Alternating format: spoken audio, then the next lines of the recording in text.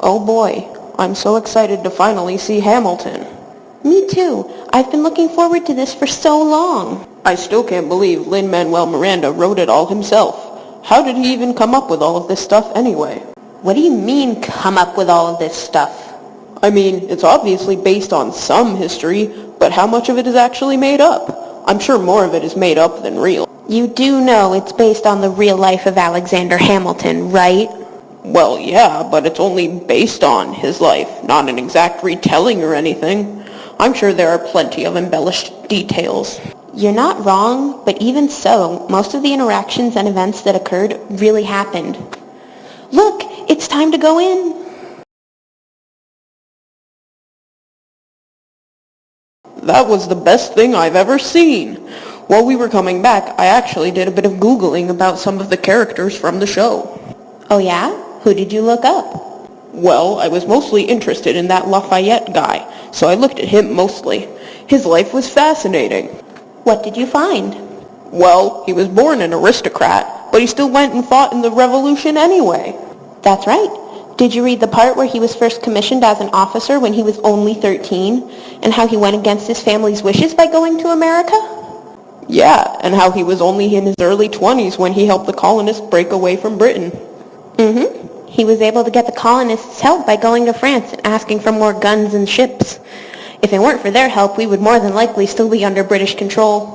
Oh, definitely. But that's not where it ends. Even though he disappears from the show, he goes on to do a ton of other things. Well, yeah, the show's called Hamilton, not Lafayette. Anyway, when he went back to France, he helped write drafts of the Declarations of the Rights of the Man and Citizen, which was basically like their Declaration of Independence. That's right. But then the king didn't approve of it. Things got crazy and people turned against Lafayette, attacking him in his home and ultimately turning against him because they thought he was a royalist. When he tried to flee, he was captured and held prisoner in various places across Austria and Prussia. Yeah, it was completely awful. But it wasn't until 1800 that his citizenship was restored. But even then, he was basically removed from public and political life because he didn't agree with Napoleon's policies. Right. And after Napoleon was finally removed from power for good, Lafayette still laid relatively low, supporting different plots for power that occurred up until 1824, right? That's right. Apparently, in 1824, President Madison invited him to visit and tour the country. Even though he originally planned to only go to the 13 original states, he ended up going to all 24 and spent 16 months in the country.